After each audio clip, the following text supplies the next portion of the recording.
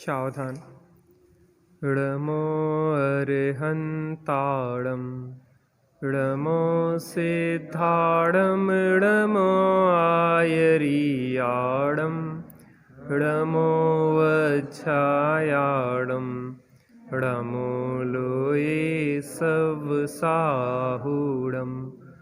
मङ्गलं भगवान् वीरो मङ्गलं गौतमो गणी मङ्गलं कुन्दकुन्दाद्यो जैनधर्मोऽस्तु मङ्गलं। सर्वमङ्गलमाङ्गल्यं सर्वकल्याणकारकं प्रधानं सर्वधर्माणां जैनं जयतु शासनं जैनं जयतु शासनम्। जीवमजीवं दवं जिणवरवसहेण जैणणे दिट्ठं देविन्दविन्दवन्दं वन्दे तं सर्वदा शिरसा। श्री द्रव्य संग्रह जी ग्रंथ विराजमान है। आचार्य भगवंत नेमीचंद सिद्धांत देव द्वारा विरचित यह महान ग्रंथ और ब्रह्मदेव सूरी द्वारा लिखित बहुत ही सुंदर आध्यात्मिक टीका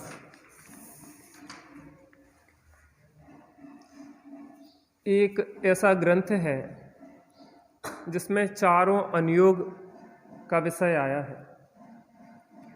यद्यपि मूल गाथाओं में तो द्रव्यानुयोग, करणानुयोग, चरणानुयोग आदि की चर्चा है, लेकिन टीका में ब्रह्मदेव सूरी ने प्रथमानुयोग के भी अनेक दृष्टांत दिए हैं और समयसार, नियमसार आदि आध्यात्म और षटखंडागम, जीवकांड, कर्मकांड आदि समस्त ग्रंथों का सार इस एक ग्रंथ में है।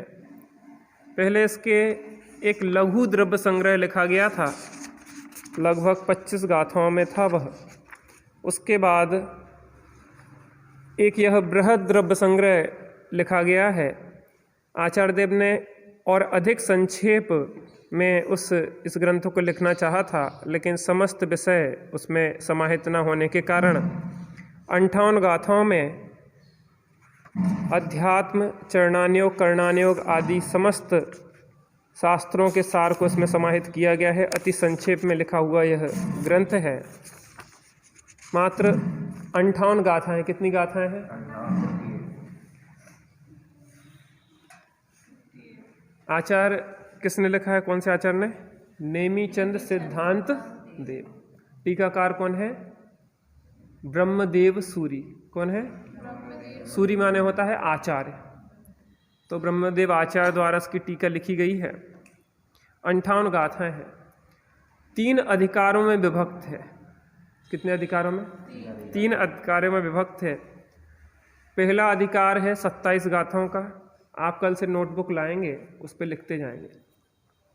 पहला अधिकार कितनी गाथाओं का है? 27 गाथाओं का है। दूसरा अधिकार जो है वह 11 गाथाओं में है। कितनी गाथाओं में है? 11 गाथाओं में है।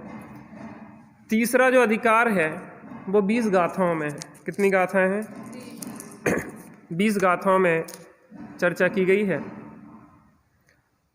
प्रथम अधिकार जो है 27 गाथाओं में है, उसमें 6 द्रव्य और 5 अस्थि काय की चर्चा है।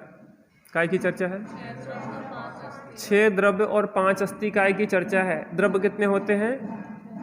कितने होते हैं? 6। संख्यापेक्षा कितने हैं? अनंत। और जाति अपेक्षा कितने हैं? 6। तो जाति अपेक्षा 6 द्रव्य जो जिनकी चर्चा है, तो 6 द्रव्य और 5 अस्थि काय। देखो, बहुप्रदेशी द्रव्य को अस्थि काय कहते हैं। बहुप्रदेशी माने एक से अधिक जिसके प्रदेश होते हैं उसको क्या कहते हैं? अस्थि काय कहते हैं। और जिसके प्रदेश एक से एक प्रदेशी है उसको अस्थि काय नहीं कहते हैं। तो काल द्रव्य के जो प्रदेश हैं वो कितने प्रदेशी है? एक प्रदेशी है इसलिए उसको अस्थिकाय नहीं कहते हैं। अस्थिकाय का मतलब होता है अस्थि माने है, काय माने कायत्व, कायत्व माने होता है बहुप्रदेशी। एक से अधिक प्रदेश हो तब उसमें कायत्व संज्ञा आती है, और काल द्रव्य एक ही प्रदेशी है इसलिए उसमें कायत्व संज्ञा नहीं है। इसलिए 5 द्रव्य जो हैं अस्थिकाय कहते हैं उन्हें, ठीक है ना। अब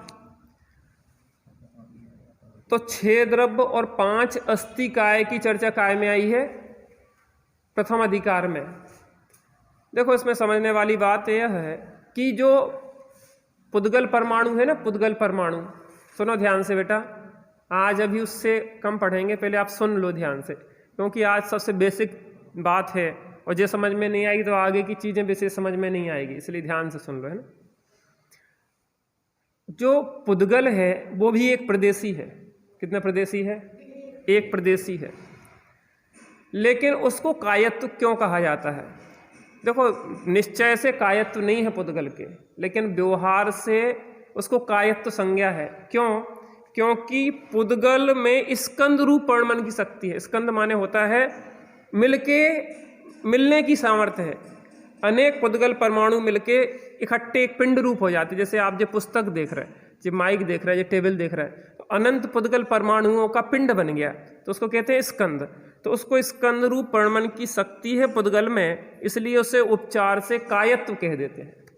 लेकिन शुद्ध पुद्गल परमाणु एक परमाणु होता है जो वो वास्तव में एक ही है, उसको निश्चय से कायत्व न होते हुए उपचार से ही कायत्व कहते हैं। लेकिन उसको 5 अस्थिकाय में ले लिया, लेकिन काल द्रव्य को अस्थिकाय में क्यों नहीं ले रहे हैं उपचार से? क्योंकि उसमें अनेक प्रदेशों को इकट्ठा करके क्षमता नहीं है कि वो स्कंद रूप परिणमित हो जाए, वो बिखरे हुए रहेंगे। देखो इसमें आगे गाथा में लेगी, रैणाणम राशिमिव ते कालाणु असंख्य दब्बाणी, रत्नों की राशि की तरह बिखरे हुए हैं, अलग अलग एक एक प्रदेश पे आकाश के एक एक वो काल द्रव्य के कालाणु स्थित है। इसलिए 5 अस्थिकाय। कौन कौन से अस्थिकाय हैं? जीवास्थिकाय, पुद्गल अस्थिकाय, धर्मस्थिकाय, अधर्मस्थिकाय और आकाश अस्थिकाय, और काल नहीं है, इसलिए 5 अस्थिकाय लिए। तो पहले अधिकार में 27 गाथाओं में 6 द्रव्य और 5 अस्थिकाय की चर्चा है। दूसरे अधिकार में 11 गाथाएं हैं जिसमें काय का वर्णन है, 7 तत्व और 9 पदार्थों का वर्णन है। काय में दूसरे अधिकार में 11 गाथाएं हैं, उनमें 7 तत्व और 9 पदार्थों का वर्णन है। 7 तत्व जानते कौन कौन से? जीव, वेरी गुड, जीव, अजीव, आश्रव, बंध, संबर, निर्जरा और मोक्ष। बहुत बढ़िया। 7 क्या होगा ये? तत्व। 9 पदार्थ, इसमें पुण्य और पाप जोड़ देंगे तो कितने हो जाएंगे? 9 पदार्थ हो जाएंगे। तो दूसरे अधिकार में कितनी गाथाएं हैं? 11। काय का वर्णन है उसमें? 7 तत्व और 9 पदार्थ का वर्णन है। इसके बाद तीसरा अधिकार आता है जिसमें 20 गाथाएं हैं। कितनी गाथाएं हैं? 20 गाथाएं हैं, और उन 20 गाथाओं में निश्चय व्यवहार रत्नत्रय, काय का वर्णन है? निश्चय व्यवहार रत्नत्रय, और उसका कारण ध्यान।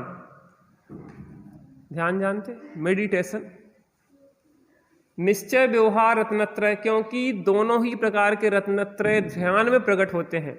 दुभ्यंपि मोक्ष हेयुम ध्याने पाउणदी जम मुनिणीमा तम्मा पयत चित्ता यूयम झाणम समब्बसे। दोनों प्रकार के मोक्ष मार्ग ध्यान में ही प्रकट होते हैं, इसलिए तुम सभी उस ध्यान का अभ्यास करो। ठीक है ना। तो तीसरे अधिकार में काय का वर्णन है? निश्चय व्यवहार रत्नत्रय। रत्नत्रय जानते? सम्यक दर्शन, सम्यक ज्ञान, सम्यक चारित्र के समूह को कहते हैं रत्नत्रय, 3 का समूह। तो निश्चय और व्यवहार। निश्चय रत्नत्रय तो क्या है? परद्रव्यों से भिन्न आत्मा का श्रद्धान, ज्ञान और स्थिरता। व्यवहार से क्या है? सच्चे देव सद्गुरु का श्रद्धान, जीवादि 7 तत्वों का श्रद्धान, स्वपर का श्रद्धान। तो ये व्यवहार से रत्नत्रय कहा जाता है। तो यहाँ क्या कह रहे हैं? निश्चय व्यवहार रत्नत्रय और उसका कारण ध्यान काय में वर्णन है? कौन से अधिकार में? तीसरे अधिकार में। गाथाएं कितनी हैं? 20। Very good. कुल कितनी गाथाएं हैं? 58, 58। पहले अधिकार में कितनी गाथाएं हैं? 27 अर्थात 27। दूसरे अधिकार में कितनी गाथाएं हैं? 11 माने 11। और तीसरे अधिकार में कितनी है? 20 माने 20। ठीक है ना? टोटल कितनी हो गई? गिनती कर ली आपने?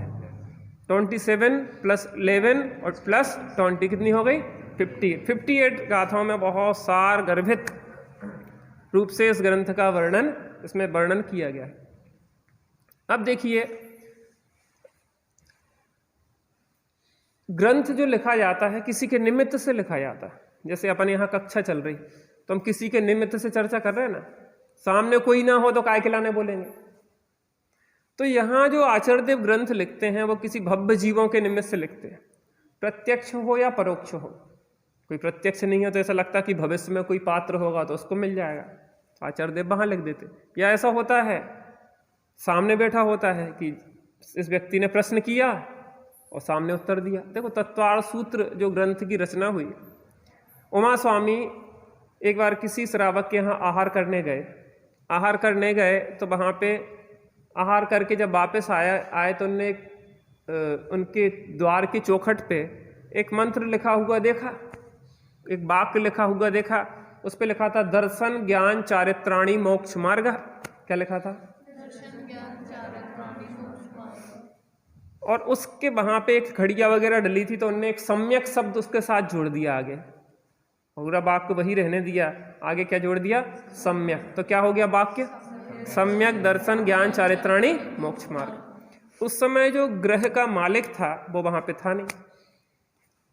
तो उसने जब वापस आया तो अपनी पत्नी से पूछा कि यहाँ कोई आए थे क्या? हाँ, एक निर्ग्रंथ मुनि राज आए थे, उनका आहार दान हुआ और बाद में जो सम्यक पद जोड़ के वो चले गए। उसको अपनी भूल समझ में आई कि दर्शन ज्ञान चारित्र मोक्ष मार्ग नहीं है, क्योंकि वो मिथ्या भी होता है और मिथ्या दर्शन ज्ञान चारित्र होता है संसार का कारण। और वहां पे अगर सम्यक नहीं हो तो सब विपरीत हो जाता। सम्यक दर्शन, सम्यक ज्ञान और सम्यक चारित्र ही मुक्ति का मार्ग है। तो यहाँ पे आचार्यदेव जिसके निमित्त से यहाँ पे लिख रहे हैं यह ग्रंथ, वो सोम नामक एक राज श्रेष्ठी है। कौन है? सोम नामक एक राज श्रेष्ठी है। उन सोम नामक राज श्रेष्ठी के निमित्त से यह ग्रंथ लिखा जा रहा है। किसके निमित्त से लिखा जा रहा है? सोम नामक राज श्रेष्ठी के निमित्त से इस ग्रंथ को लिखा जा रहा है। सामने से वो प्रश्न करता है और आचार्यदेव उसको उत्तर देते हैं। जैसे सभा में बैठे होते ना, सामने से शंकाएं आती हैं और समाधान दिए जाते हैं, वैसे उसकी शंकाएं संक्षेप में। देखो, श्रीमद् राजचंद जी ने एक आत्मसिद्धि ग्रंथ लिखा, 142 छंद हैं। उस आत्मसिद्धि ग्रंथ को एक उनके साथ साधर्मी था, तो मात्र 1.5 घंटे में 142 छंद, वो लालटेन पकड़े खड़ा रहा था और उन्हें 142 छंद लिख दिए थे। तो जो भी ज्ञानी होते हैं, धर्मात्मा होते हैं, या तो सामने प्रत्यक्ष में कोई होता है या परोक्ष में लगता है कि मैंने अपने जीवन में जो जिया है, समझा है, सुना है, उसको मैं लिपिबद्ध कर दूं, लिख दूं, तो उससे क्या होगा? अनेक जीवों का कल्याण होगा। देखो, समय बदलता रहता है, समय के साथ साधन भी बदलते रहते हैं। पहले ज़माने में जंगल में रहते थे मुनिराज आदि, तो ताड़पत्र पे लिख देते थे, ताड़पत्र पे लिख के कोटर में रख देते थे, भव्य जीवों के भाग्य से मिलते थे और लिख लिए जाते थे। समय बदलता गया, पेजों पे लिखने लगे, प्रिंट होने लगे, अनेक प्रकार की व्यवस्था होने लगी। आज समय दूसरा है। आज क्या है? मल्टीमीडिया है। तो आज प्रवचन होने लगे, प्रवचन रिकॉर्ड होने लगे, रिकॉर्ड होके जगह जगह जाने लगे। पहले ग्रंथों में रहता था, PDF आ गई, मोबाइल में पढ़ सकते आप। और एक वो आता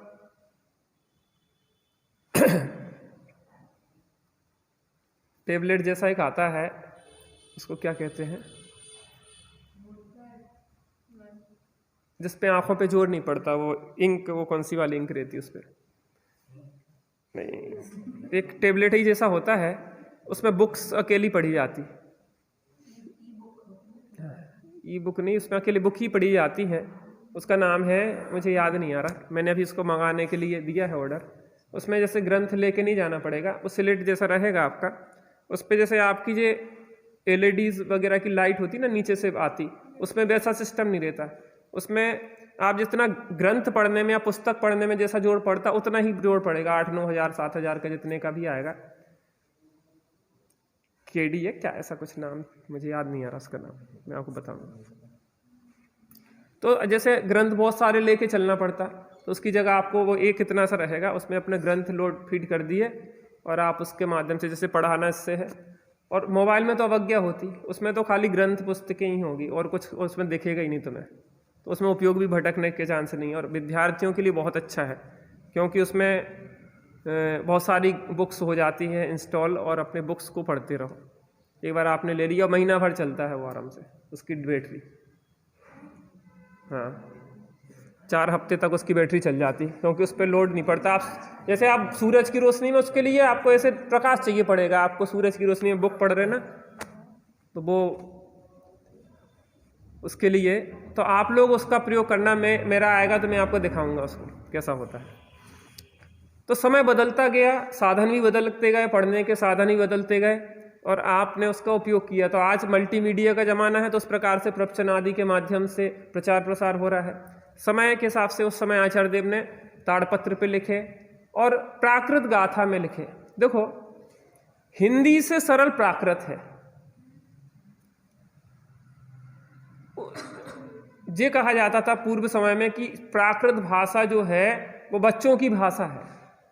प्राकृत माने सहज भाषा, जैसे अपने बुंदेलखंडी बोलत ना, कार्य कितने जा रहा हो, का खा रहा हो, का कर रहा हो, ऐसी भाषा प्राकृत है। प्राकृत माने बिल्कुल बच्चा बोला तो मम्मा पप्पा, ऐसे जीव को जीवम, जीवम अजीवम, जब्बम, द्रव्य को दब्बम, तो एक बच्चों जैसी सरल सुबोध भाषा में। देखो, आचार्य देव का ज्ञान बहुत था, विद्वत्ता बहुत थी, लेकिन उन्हें अपनी विद्वत्ता नहीं दिखाना थी। इस बात को, जिनेंद्र देव की बात को ज़्यादा से ज़्यादा लोगों तक पहुंचाना था। तो ज़्यादा से ज़्यादा लोग तक तब पहुंचता है कि जब कि सरल सुबोध भाषा में कोई बात बताई जाए। बच्चों की भाषा में बच्चों जैसी बातें करो तो बच्चों को समझ में आ जाती, और बच्चों के सामने तुम्हें गाथा और अंग्रेजी झाड़न लगो तो बच्चों को तुम्हारी बात का समझ में आए। तो जा तो समझे कि होशियार है जी चाचा, लेकिन हमारी फायदा का कोई नहीं है, क्या है कि हमारी भाषा समझ में नहीं आ रही। तो आचार्यों ने ये सोचा कि देखो, हम संस्कृत में लिखेंगे तो कम लोग, विद्वान लोग ही समझ पाएंगे। तो प्राकृत जो उस समय में चलती थी जनरल बोलचाल की भाषा, उस जनरल भाषा में आचार्यों ने अधिकतम ग्रंथ लिखे हैं, और उन ग्रंथों को अधिकतम लोगों तक पहुँचे, इसके लिए उनका प्रयास रहा है। तो यहाँ पे इस ग्रंथ में प्राकृत भाषा में निबद्ध है। कौन सी गाथा है? देखो, प्राकृत भाषा ड़कार बहुल भाषा है। ड़ा शब्द ना की जगह ण बोला जाता है। इसमें क्या बोला जाता है? ड़ा का प्रयोग होता है। तो उससे क्या होता है, आपका जो कंठ होता है ना, वो मधुर होता जाता है। आपने देखा होगा कि पहले हमारी आवाज़ पहले की अपेक्षा कुछ अच्छी हो गई। उसका कारण यही है कि हम लगातार पढ़ते पढ़ाते रहते। तो प्राकृत गाथाएं पढ़ना, इसको पढ़ना, तो इससे क्या होता है कि गला आपका अच्छा होता चला जाता है। तो आप जितना पढ़ेंगे इसको, ड़कार बहुल भाषाओं को ड़मोकार मन पढ़ते और भी है, तो उससे आपका गला भी होगा, आपकी बुद्धि भी अच्छी होगी। और हमने आपको बताया कि हम तो अपने समय में सबसे पीछे के स्टूडेंट थे, 3rd डिवीजन वाले। लेकिन अगर आप धीरे धीरे अपनी गुणवत्ता को विकसित करें तो आप बहुत कुछ कर सकते। इसलिए ये नहीं सोचो कि आप, देखो, हर कोई यूनिक है अपने आप में। आप ये क्यों सोचते कि हम तो भैया कुछ नहीं जानते? आप अपने क्षेत्र के विशेषताएं रखते हैं। हर जीव में अपनी विशिष्टताएं अलग अलग प्रकार की होती हैं। एक दूसरे से कंपेयर नहीं होता है। इसलिए आप अपनी योग्यता देखो कि हमारी किस क्षेत्र में जा रही। आपको अगर ड्राइंग का शौक है तो बढ़िया जिन मंदिर बनाओ, जिन प्रतिमाओं, अच्छे सुंदर सुंदर पेंटिंग्स बनाओ, उसके माध्यम से जिन प्रभाव ना करो। आपका गला अच्छा है तो बढ़िया पढ़ो पढ़ाओ, अच्छे भक्ति करो, उसके माध्यम से प्रभावना आराधना करो। और आपकी बुद्धि तेज है तो ग्रंथों का खूब स्वाध्याय करो, उसके माध्यम से करो। तो यहाँ पे अपनी प्राकृत भाषा के माध्यम से, इसके ग्रंथ के माध्यम से अपनी चर्चा प्रारंभ हो रही है। थोड़ा सा इसमें विश्लेषण दिया है, इसमें से अपन पढ़ना शुरू करते हैं। विस्तार थोड़ा सा है, जो मैंने बोला है वो तो उसमें दिया ही है। थोड़ा सा उन गाथाओं में क्या क्या विषय है इसको थोड़ा विस्तृत दिया गया है। पेज नंबर निकाल लीजिए, 2 नंबर पेज। वहां प्रथम ध्यान से देखिए आप लोग, नीचे का पैराग्राफ, 2 नंबर पेज मिला आपको कहीं? जे बेटा जे 2 नंबर नहीं, जे तो इंडेक्स का 2 नंबर है, ग्रंथ का 2 नंबर। देखो जहाँ जे इसके बाद 2 नंबर निकालना। मिल गया सबको? चलिए हम बोल रहे हैं, अब ध्यान से देखिए विषय को। वहां प्रथम जीव मजीवम दब्बम इत्यादि 27 गाथा पर्यंत 6 द्रव्य पंचास्ति काय का प्रतिपादन करने वाला प्रथम अधिकार है। तुम पढ़ लेते बेटा कि नहीं? पढ़ नहीं पाते? नहीं पढ़ पाते तो भी देखो, बुद्धि खुलेगी। जिनवाणी को पढ़ने की जिज्ञासा भी आपको बहुत आगे ले जाएगी। वो ग्वाला था ना, कौंडेस, कुछ नहीं जानता था, लेकिन उसको लगा कि अरे जब महान कोई ग्रंथ है, इसके कारण से जब वृक्ष नहीं जला तो किसी उच्च व्यक्ति को दे दिया जाए। इस कारण से वो आचार्य कुंद देव बन गया था। इसलिए देखो तुम तो, कुछ नहीं तो उंगली फेरत जाओ। बहुत विशुद्धि बढ़ती है, आगे बहुत बुद्धि खुलेगी बेटा।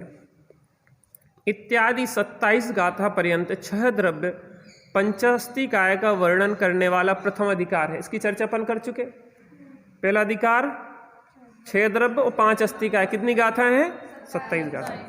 इसके पश्चात आसव बंधन इत्यादि 11 गाथा पर्यंत 7 तत्व और 9 पदार्थ के प्रतिपादन की मुख्यता से द्वितीय अधिकार है। ठीक है, द्वितीय अधिकार कितनी गाथाओं में है? 11। क्या विषय है? वेरी गुड, हमारे बच्चे तो बहुत इंटेलिजेंट हैं। तत्पश्चात सम्मत दंसन राणम इत्यादि 20 गाथाओं में मोक्ष मार्ग के कथन की मुख्यता से तृतीय अधिकार है। काय का वर्णन है तृतीय अधिकार में?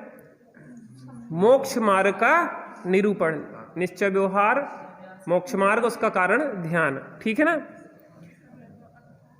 20 गाथाएं, कितनी गाथाएं हैं? 20 गाथाएं। इस प्रकार 58 गाथाओं में 3 अधिकार जानना। कितनी गाथाएं बेटा? 58 माने होता है 58। पहला अधिकार है 27 गाथाओं का, दूसरा अधिकार है 11 गाथाओं का, तीसरा अधिकार है 20 गाथाओं का, और टोटल है 58 गाथाएं। ठीक है? किसी को कुछ समझ में नहीं आया तो पूछते जाना। ठीक है ना? Very good. देखो मैंने आपको एक बार भूमिका बता दी ना, फिर दोबारा अपन ने पढ़ा तो याद आ गया आपको। देखो क्या होता है, एक चीज आपको बहुत अच्छी बताना चाहेंगे। जैसे आप पहले पढ़ते हैं किसी विषय को, परीक्षा के पहले पढ़ लिया आपने, साल भर पढ़ाई करते ना जो बच्चे, वो आपको याद नहीं रहेगा पूरा। जैसे आप परीक्षा के पहले साल भर पढ़ते रहते तो पूरा याद नहीं रहता, लेकिन लास्ट के 1-2 महीने पढ़ते हैं तो वो जब दोबारा पढ़ते हैं आप उस विषय को, तो फिर वो पहले का पढ़ा आपको याद, कनेक्ट कर देता उस विषय से। और उस विषय से कनेक्ट नहीं करता, उसकी गहराई में ले जाता डीपली। क्या कहा जैसे? इस ग्रंथ को आप 10 बार पढ़ोगे तो 10 बार आपको रहस्य मिलेंगे। मोक्ष मार्ग प्रकाशक 50 बार पढ़ोगे तो 50 बार विशेषताएं मिलेंगी। देखो आपके पास बुद्धि बहुत है। क्या है? बुद्धि बहुत है। बुद्धि को इसमें लगा। मोबाइल यहां मन भटकाने वाले काम ना करो। हमने दोपहर की क्लास क्या शुरू करी कि हमें उपयोग का सदुपयोग हो, तो माला ने थोड़ी ना करी। हम तो अपने उपयोग का सदुपयोग करने के लिए बैठे कि हमारा स्वाध्याय होगा गहराई से। तो आप बार बार पढ़ो, जो समझ में नहीं आया इसकी संस्कृत की टीका से पढ़ो, जितना समझ में उपयोग लगेगा, इतनी बुद्धि खुलेगी, इतनी विशुद्धि बढ़ेगी आपकी कि हम कह नहीं सकते। बहुत विशुद्धि बढ़ेगी, आपका जीवन एकदम से बदल जाएगा। क्या हो जाएगा? जीवन बदल जाएगा अपने आप। आपको एक शांति की अनुभूति होगी आचार्यों से जब जुड़ेंगे। यहाँ पे 100% प्योर माल है। कैसा है? 100% है। यहाँ कोई मिलावट का काम नहीं है। इसलिए ध्यान से सुनो। क्या कहा? ध्यान से सुनना। अभी कुछ चीज समझ में आएगी और कुछ नहीं आएगी समझ में, लेकिन जो तुमने सुन लिया ना, बड़े होगे ना तो वो चीज कनेक्ट कर देगी तुम्हें। अरे जी हमने पहले कभी पढ़ा है, अच्छा हमने जब पढ़ा था, भले तुम अभी छोटे हो लेकिन बड़े में यही चीज। अरे त्यागी जी से जिनने पढ़े ना द्रव्य संग्रह, आज भी करे हमने द्रव्य संग्रह पढ़ा, जीव मजीवम दब्बम, इतना तो याद है कि नहीं है? ये बहुत अच्छी बात है।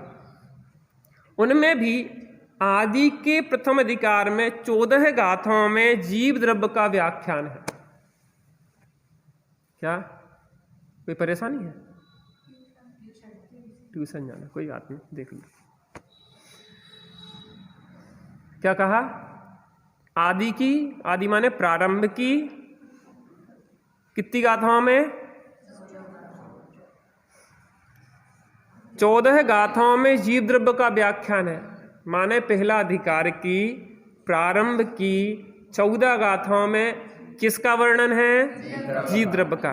तत्पश्चात अजीवो पुण्यो इत्यादि 8 गाथाओं में अजीव द्रव्य का कथन है। पहले कितनी गाथाएं? 14, 14, ठीक है ना। 14 गाथाओं में किसका वर्णन है? जीव द्रव्य। देखो पूरे ग्रंथ में अभी जो प्रथम अधिकार है ना, 6 द्रव्य 5 अस्तिकाय की चर्चा होना है, तो पहले जीवास्तिकाय है ना, जीव द्रव्य है ना, तो पहले जीव द्रव्य की चर्चा आएगी। तो जीव का स्वरूप बताने के लिए 14 गाथाएं दी गई हैं। तो 14 गाथाओं में किसका वर्णन है? जीव का। Very good.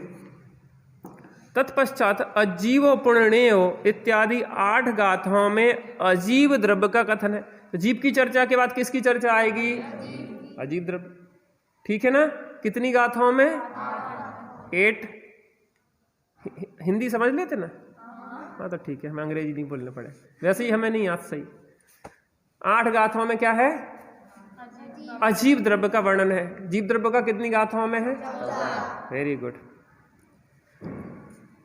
है। तत्पश्चात एवं 26 मिदम इत्यादि 5 गाथाओं में पंच अस्तिकाय का वर्णन है। 5 अस्तिकाय बता दिया था मैंने, कौन कौन से हैं?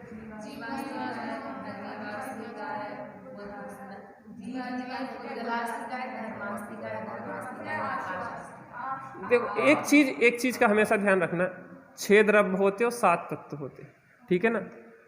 अगर द्रव्य का पूछा जाए तो जीव के बाद आएगा पुद्गल, और तत्व का आएगा तो जीव के बाद आएगा अजीव। कई बार हम कंफ्यूज्ड हो जाते, द्रव्य पूछेंगे तो जीव के बाद अजीव द्रव्य कह देंगे, तो 7 नहीं हो जाएंगे। यद्यपि अजीव में जीव को छोड़कर अन्य तो आ ही जाते हैं 5। तो यहां इसलिए पहली गाथा में जीव मजीवम दब्बम लेंगे, 2 ही लिए, जीव और अजीव। 1 जीव बाकी 5 अजीव। तो तत्पश्चात एवं 26 मिदम इत्यादि 5 गाथाओं में पंचास्तिकाय का वर्णन है। कितनी गाथाओं में? इस प्रकार प्रथम अधिकार में 3 अंतराधिकार जानना है। अब देखो एक नया शब्द आया, अंतराधिकार। अंतराधिकार माने अधिकार के अंतर्गत और छोटे छोटे अधिकारों को कहते हैं अंतराधिकार। एक मंदिर है और मंदिर में 7 वेदी हैं।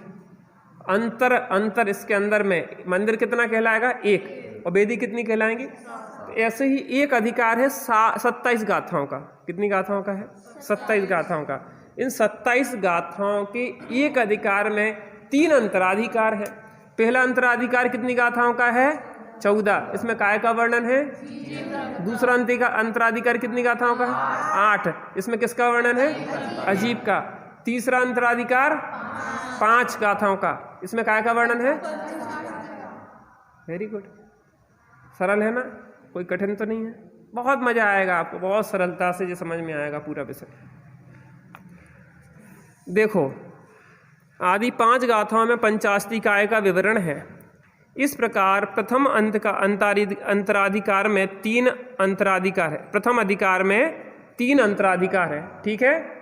चलिए, उनमें भी 14 गाथाओं में पहली गाथा नमस्कार की मुख्यता से है। अब ध्यान से सुनो, पहली जो 14 गाथाएं बोली हैं काय के वर्णन की?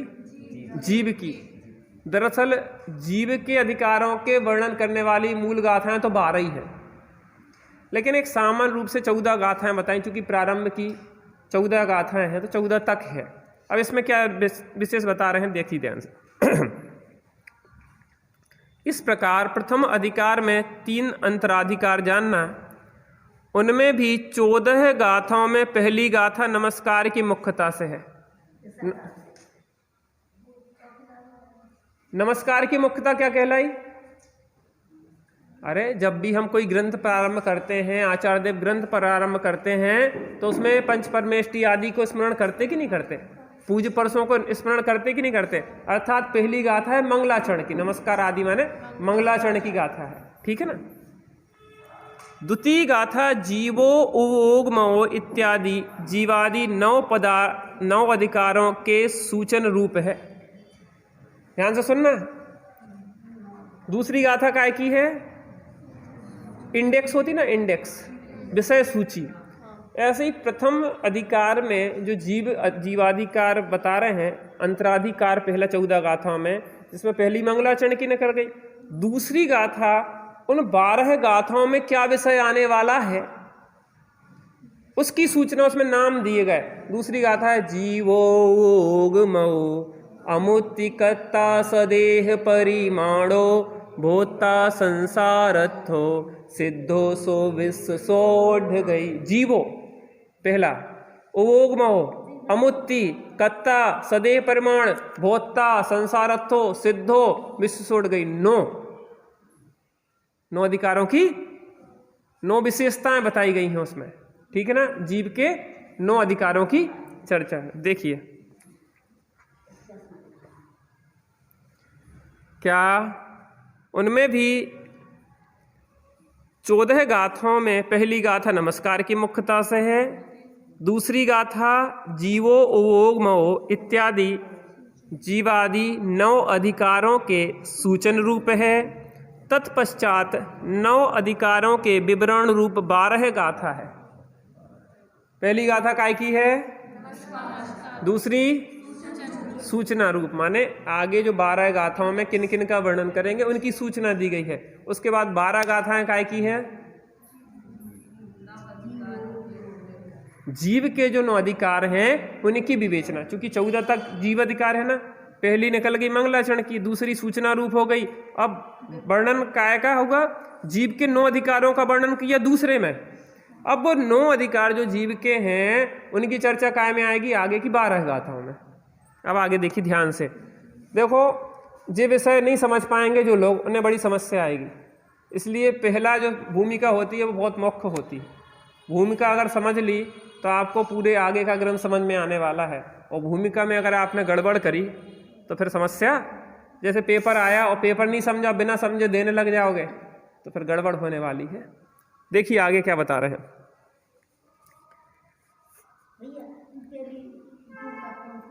हम आपको अभी बताएंगे अलग से क्लास के बाद, हाँ। आप अभी जितनी चल रही सुन लो, ठीक है, आपको अलग से बता देंगे हम। उन 12 गाथाओं में ध्यान से सुनिए, देखिए गाथाओं में भी प्रारंभ में जीव की सिद्धि के लिए तिक्काले चदुपाणा आदि एक सूत्र है। देखो जीवो पहला क्या है? जीव के 9 अधिकारों में जीव है, तो जीव के वर्णन की मुख्यता से एक गाथा है। उन 12 गाथाओं में भी प्रारंभ में जीव की सिद्धि के लिए तिक्काले चदुपाणा आदि एक सूत्र है। तत्पश्चात ज्ञान और दर्शन दोनों उपयोगों का कथन करने के लिए उवोगो दुवियप्पो इत्यादि 3 गाथाएं। पहले जीवाधिकार और फिर उसके बाद उपयोग अधिकार की 3 गाथाएं हैं उसमें। तत्पश्चात जीव के अमूर्तिक पने के कथन हेतु वर्ण रस पंच आदि एक सूत्र है। क्या काय के लिए? जीव अमूर्तिक है। पहले में है जीव जीता है, उपयोग में ही है, इसके बाद क्या है? अमूर्तिक है। अमूर्तिक के लिए कितनी गाथाएं हैं? एक गाथा है।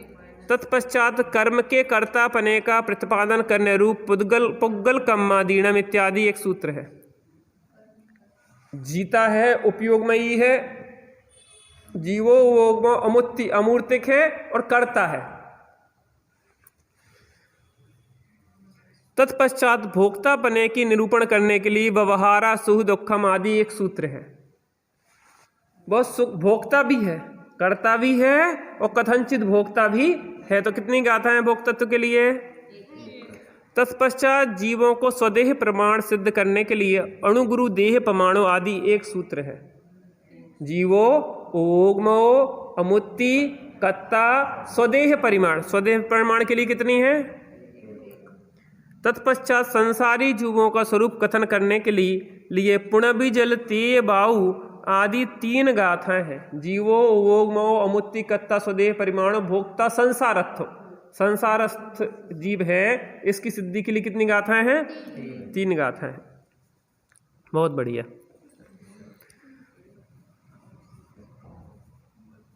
तीन गाथा है। तत्पश्चात ऋक्कम्मा 8 गुणा आदि गाथाओं में पूर्वार्ध में सिद्ध स्वरूप का और उत्तरार्ध में जीव के ऊर्ध्वगमन स्वभाव का कथन किया है।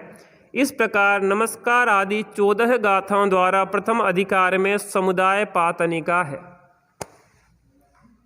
अब देखना ध्यान से, अंत में 2 अधिकार बचे और गाथा है 1। जीवो, सुनो, जीवो, जीव की मुख्यता से कितनी गाथाएं थी पहले अधिकार की?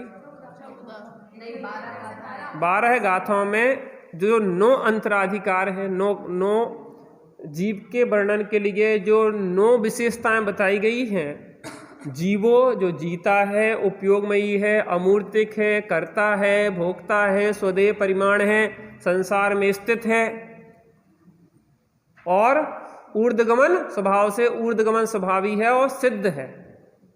तो ऊर्ध्वगमन स्वभाव सिद्धत्व के लिए एक गाथा में 2 अधिकार समेट दिए, 2 विशेषताएं एक गाथा में समेट दी। अब फिर से पहली गाथा काय की? नमस्कार मंगलाचरण की गाथा। दूसरी गाथा सूचना रूप। तीसरी गाथा जीवो जीता है। उपयोगमय की मुख्यता से कितनी गाथा है? 3 गाथा है। देखो एक चीज देखो, इधर ध्यान से सुनो। टोटल जीव की विशेषताओं का वर्णन करने के लिए 14 गाथा है। पहली मंगलाचरण की हट गई, 13 गाथाएं रह गई। दूसरी उन 9 अधिकार जो हैं जीव के, उनकी सूचना रूप गाथा है। तो 9 अधिकारों का सूचना रूप गाथा क्या है? जीवो ओग्मो अमुत्ति कत्ता सदेह परिमाणो भोक्ता संसारत्थो सिद्धो सो विश्व सोढ़ गई। अब मैं बोलूंगा, आप अधिकार गिनना, विशेषताओं के अधिकार गिनना। जीवो 1 जीता है, जीवो। उवोग्मो उपयोगमयी है, 2 हो गए। अमुत्ति अमूर्तिक है। जीवो उवोग्मो अमुत्ति कत्ता करता है। जीवो उवोग्मो अमुत्ति कत्ता स्वदेह परिमाणो, स्वदेह परिमाण, स्वदेह परिमाण भोक्ता भोक्ता है। भोक्ता संसारत्थो संसार में स्थित है। सिद्धो सिद्ध है और सिद्धो सो विश्व सोढ़ गई, स्वभाव से ऊर्ध्वगमन स्वभावी है। कितने होगा अधिकार? सिद्ध है और ऊर्ध्वगमन स्वभावी है, ये 2 हो गए अधिकार। ठीक है ना? तो 8 और 1 9। अब देखो जीवो के लिए कितनी गाथाओं में वर्णन है? 1। उपयोगमयी के लिए 3। उवोग्मो के लिए 3। कोचिंग जाओ। कितने बजे? 4 बजे जाना पड़ता है। चलो, उपयोगमयी के लिए कितने हैं? 3। जीवो उवोग्मो अमुत्ति, अमुत्ति के लिए कितने हैं? 1। अमुत्ति कत्ता, कर्ता के लिए कितने हैं? 1। जीवो उवोग्मो अमुत्ति कत्ता स्वदेह परिमाण के लिए 1। भोक्ता 1। संसारत्थो 3। संसारत्व के लिए 3। सिद्धो और विश्व सोढ़ गई के लिए 1। ठीक है? फिर से जीव के लिए 1, उपयोगमयी के लिए 3, जीवो वो अमुत्ति के लिए 1, कर्ता के लिए, भोक्ता के लिए, स्वदेह परिमाण के लिए 1 और संसारत्व के लिए 3, सिद्धो और विश्व सोढ़ गई के लिए 1। अब आ गया सब समझ में आ रहा ना? सरल है बिल्कुल। एक बार दिमाग में बैठ जाए बस। आप कॉपी पेन लाओगे ना तो उससे आप लिखते जाना तो फटाफट आपको वो चीज़ विषय समझ में आए। तत्पश्चात संसारी जीवों का स्वरूप कथन करने के लिए पुणबी जल तेउ बाहु आदि 3 गाथाएं हैं। तत्पश्चात डिक्कम्मा अट्ठगुण आदि गाथा के पूर्वार्ध में सिद्ध स्वरूप का और उत्तरार्ध में जीव के ऊर्ध्वगमन स्वभाव का कथन किया गया है। इस प्रकार नमस्कार आदि 14 गाथाओं द्वारा प्रथम अधिकार में सामुदायिक पातनिका, एक नया शब्द आया है, सामुदायिक पातनिका। सामुदायिक पातनिका माने समूह रूप से वर्णन कर दिया गया। समूह रूप माने संक्षेप में वर्णन कर दिया गया। पातनिका माने हो गया है इसका संक्षेप में, पातनिका माने जहां तक होना चाहिए वर्णन, वर्णन आना चाहिए। फिर भी इस पातनिका शब्द के विषय में त्यागी जी से हम और पूछ लेंगे कि पातनिका शब्द का क्या अर्थ हो सकता है, लेकिन इसमें संक्षेप में इतना समझ लो कि समूह रूप से हमने इसका संक्षेप में आपको बता दिया है। समूह रूप में आपको इसकी जानकारी हमने दे दी है। आज इतना समझ में आ गया अपने को? कठिन तो नहीं लगा? कोई प्रश्न है संबंधी? कोई भी किसी को प्रश्न हो आप बिल्कुल आराम से पूछ सकते हैं। अब मैं फिर से एक बार 5 मिनट से अपने पास मैं आपको पूरा जितना मैंने अभी तक पढ़ाया है मैं आपको रिवीजन करवा देता हूँ, ठीक है? कुछ आपसे पूछता भी चलूँगा और कुछ आपको बताता भी चलूँगा। तैयार हैं आप लोग? चलिए, पहली बात, इस ग्रंथ का नाम क्या है? एक साथ, द्रव्य संग्रह। द्रव्य संग्रह नहीं, बृहद द्रव्य संग्रह कहेंगे, क्योंकि एक लघु द्रव्य संग्रह भी बना था, लेकिन इसको विस्तार में दिया, इसको कहते हैं बृहद द्रव्य संग्रह। इसके रचयिता कौन है? सिद्धांत देव। इसके टीकाकार कौन है? श्री ब्रह्मदेव सूरी या आचार्य ब्रह्मदेव। सूरी माने होता है आचार्य, ठीक है ना? किसके निमित्त से लिखा गया इसको? सोम नामक राज श्रेष्ठी के निमित्त से इसको लिखा गया, ठीक है ना? इस पूरे ग्रंथ में कितनी गाथाएं हैं? 58 या 58, ठीक है ना? ये कितने अधिकारों में विभक्त है? 3 अधिकार में, ठीक है ना?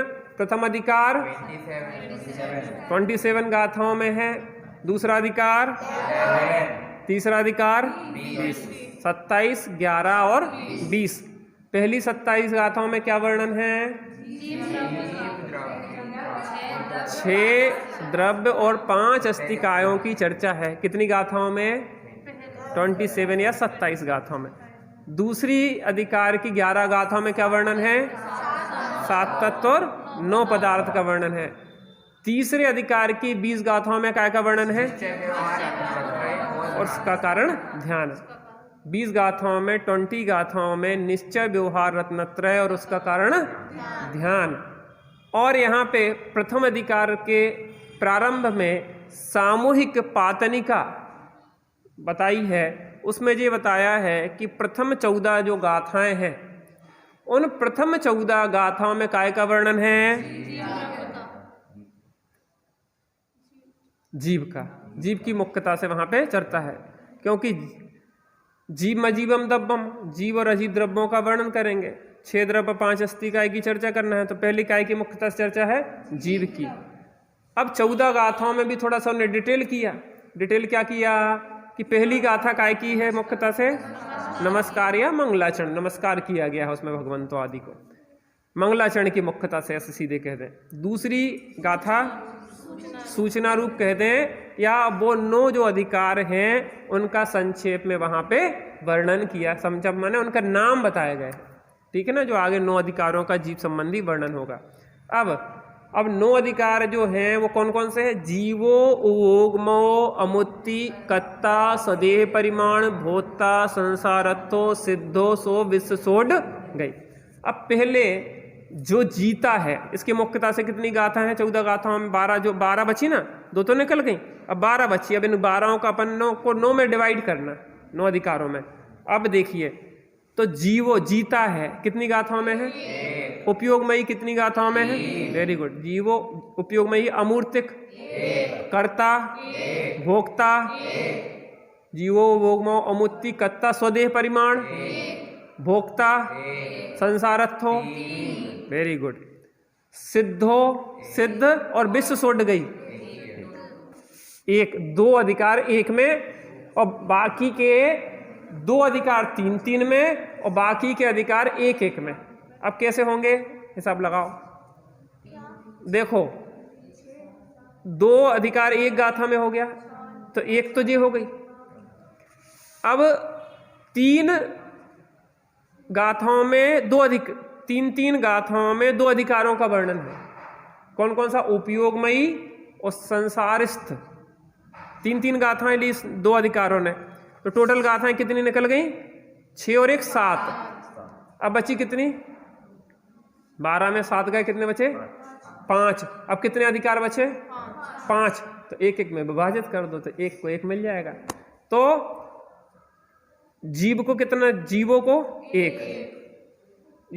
अमुत्ति, कत्ता, स्वदेह परिमाणों, भोक्ता हो गई। अमूर्तिक, अमुत्ति। ठीक है, आज अपना समय भी सही 4 बज गए हैं। सही 3 बजे आइए और 4 बजे तक अपनी क्लास चलेगी। और लोगों को भी जानकारी दे दो, क्योंकि कल से ग्रंथ अपन व्यवस्थित तरीके से गाथाएं। देखो मैं आपको वर्ड टू वर्ड पढ़ाऊंगा। मैं आपको एक दिखा देता हूं कि अपन कैसे पढ़ेंगे। एक एक शब्द सा मैं आपकी शुद्धि करवाऊंगा इस विषय में। पहली गाथा निकालिए, मैं आपको थोड़ा सा उस विषय में एक गाथा पढ़वा देता हूं।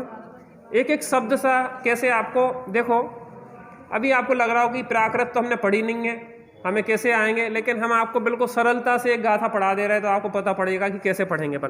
मैं एक एक वर्ड बोलूंगा और वैसे ही बोलना है आपको। जीव, मजीवम। देखना है, तुम्हें याद है मुझे पता है, लेकिन देख के, उसमें से देख के बोलना है, क्योंकि कई बार अशुद्ध भी याद हो जाती हैं। उसको देखो तो उसमें समझ में आए। जीव, मजीवम, दव्वम, जिणवर, वसहेण, जेण, ऋद्दिठम, देविंद, विंद, वंदम, तम, एक मिनट, वंदे, तम, शव्वदा, सिरसा। जीव, मजीवम, दव्वम, जिणवर, वस, हेण, जेण, ऋद्दिठम, देविंद, विंद, वंदम, वंदे, तम, सव्वदा, सिरसा। जीव, मजीवम, दव्वम, जिणवर, वस, हेण, जेण, ऋद्दिठम, देविंद, विंद, वंदम, वंदे, तम, सव्वदा, सिरसा। जीवमजीवम दव्वम, बोलिए। जीवमजीवम दव्वम, जिणवरवसहेण जेणणे दिठम,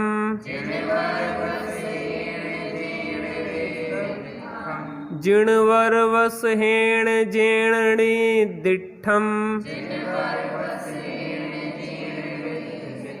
ना नहीं है, ण है। जिण, जिन नहीं बोलना, जिण। ण, णकार बहुल है ना प्राकृत भाषा, तो ण उच्चारण है, ना नहीं रे। नए की जो ण है, ना आएगा यहाँ पे, वो ण आएगा, ण। जिणवरवसहेण जेणणे दिठम, देविंद विंद वंदम, वंदे तम सव्वदा सिरसा। अब अपन ने 4 पार्ट में पढ़ा, अब 2 पार्ट में पढ़ेंगे। पहली लाइन बोलूंगा मैं, फिर आपको दोहराना है। जीवमजीवम दव्वम, अभी नहीं, पूरी लाइन बोलने दो। जीवमजीवम दव्वम, जिणवरवसहेण जेणणे दिठम,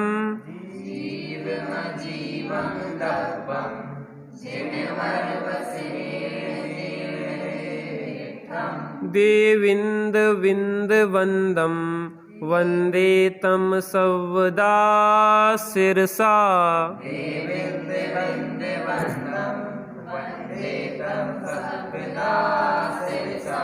देविंद बंद नहीं, विंद है। दूर बैठा आदमी भी अगर गलत बोलेगा ना तो हमारे कान में पड़ जाता। आप शब्दों के सही उच्चारण पे ध्यान दीजिए।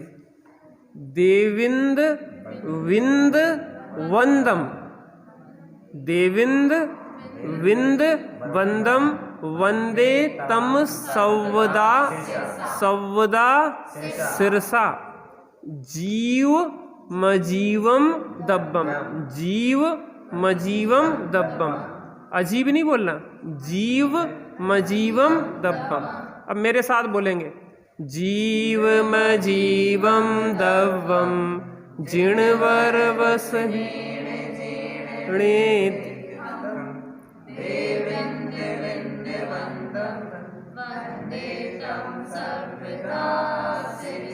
एक बार फिर से, जीव मजीव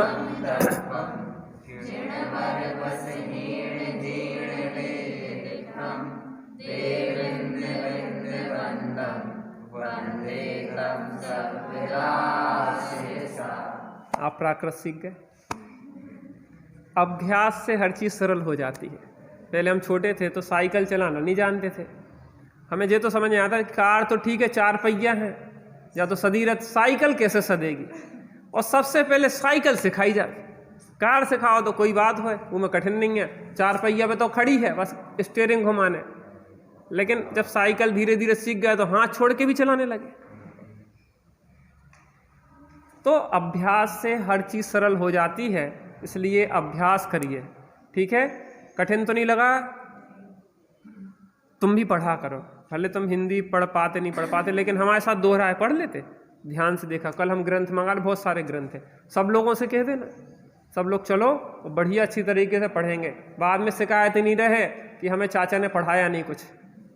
शिविर में क्या है, हमारे पास टाइम रहता नहीं है, हम मैनेजमेंट में अभी हम आपको जितना चाहो उतना पढ़ा सकते, ठीक है।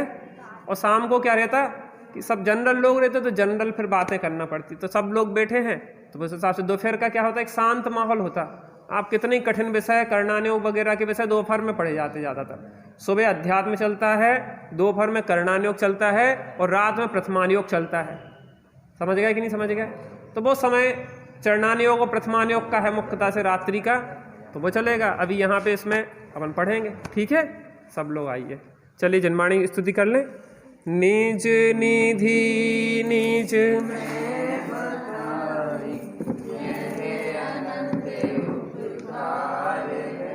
उसके लिए जिनवाणी माँ को वंदना सतबार।